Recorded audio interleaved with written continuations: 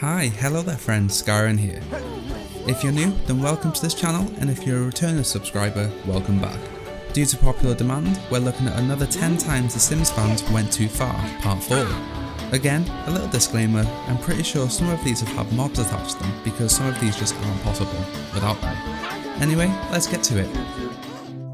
Number 1. In The Sims 3, my son was a shit. Born with the evil trait, and later developed the prankster trait, forever ruining my Sim's day, tampering with his food, amongst other things. Enough was enough. When I lost so much progress in my career, I built a basement. It had all the essentials: toilet, sink, fridge.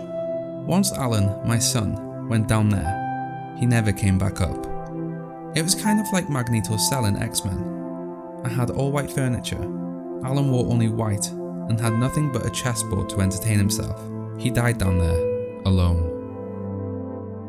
Number 2. I did this by accident, but I had a kid and somehow he got lost under the floorboards.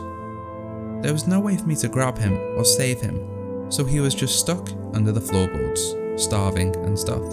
The social worker came but couldn't find the damn kid, so she kept using my fridge. Eventually, I turned off the cheat that made his needs static and forgot about him, the poor child under the floorboards. Number 3.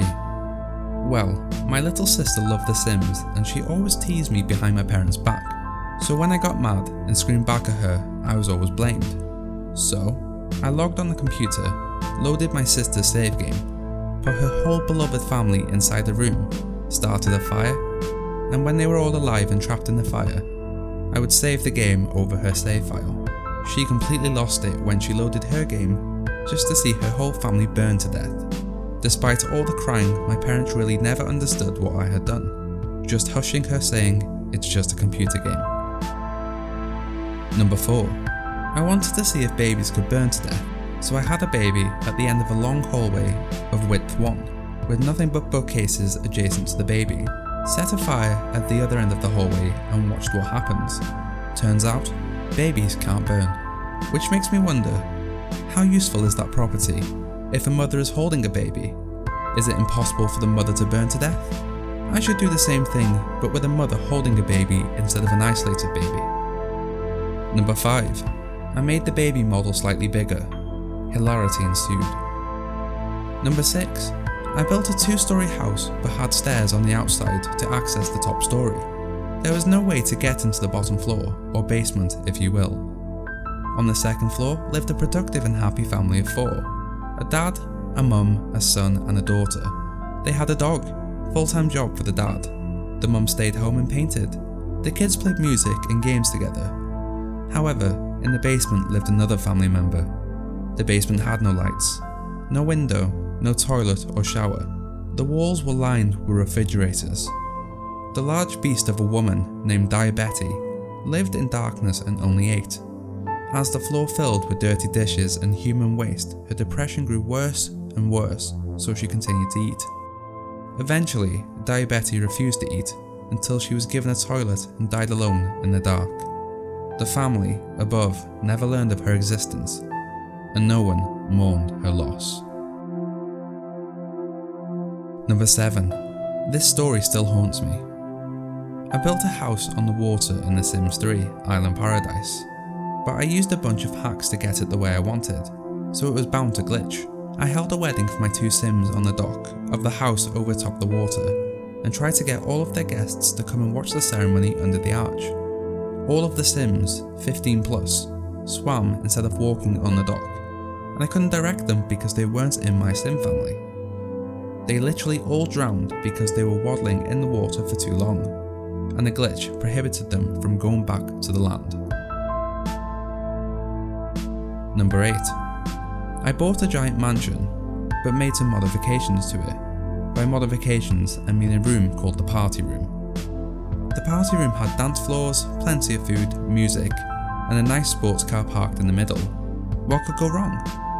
I threw a party and invited everyone I knew into it, and called them into the room. Suddenly, the door shut and the nightmarish hell began. All of the stereo switched to that annoying kids' music, the strobe lighting kicked in and the fireplaces were placed. The doors disappeared mysteriously. The Sims weren't allowed to leave the house. I had but 3 commandments. Anyone who does not dance dies. Anyone who tries to put out the fires dies. And the last surviving member was allowed to live. At least 30 Sims had to endure fire, starvation, piss-covered floors, strobe lighting, kids' music, windows that pointed directly outside of freedom, ghosts and rotten food for about 2 weeks in-game. One by one, the Sims were picked off through horrific torture. At last, there was a lone survivor, an old woman. I placed down a door and allowed her to leave. I made her walk down a long corridor with large windows showing the devastation in the party room. I then gave the house to her and made her wear only black. That's not all. Even after this, I made her invite everyone that walked past the house into the house and lured them into the party room. Number 9. Shortly after I broke up with my high school boyfriend, he texted me and said, "I made your Sim go swimming, and I took the ladder off the pool. You died." Number 10. This was in The Sims 2. My family was a 3rd generation dynasty with all the crass decadence in their home. Bowling alley, secret lab in the basement, gym, and library. I'd gotten bored of playing them, so I decided to see how fucked up I could make it without mods.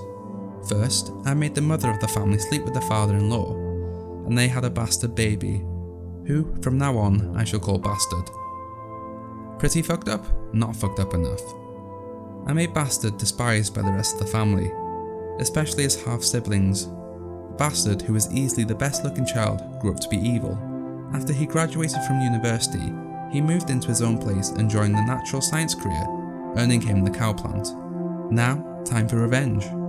Over time, his entire multi-millionaire family is devoured by the beast, and the life forces are absorbed by him and his 2 living girlfriends.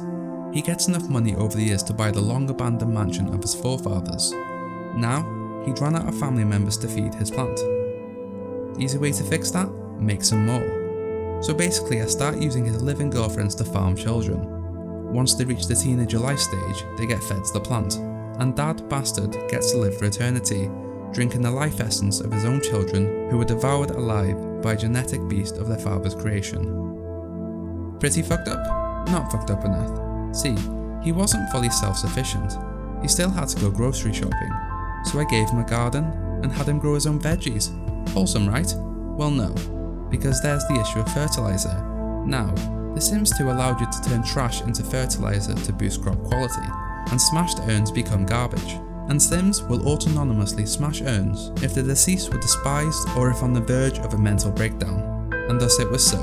I'd make Bastard hate his farm babies so he could smash their urns and use their ashes to grow his crops. And he could live forever. Maximum fucked up achieved. Okay, so that was another 10 times The Sims fans went too far. Part 4. What is the worst thing you've ever done to a Sim? Let me know in the comments. If you liked this episode, then hit that like button, and if you really liked this episode, then hit that subscribe button for more content every Monday. Now, enjoy your day. Bye.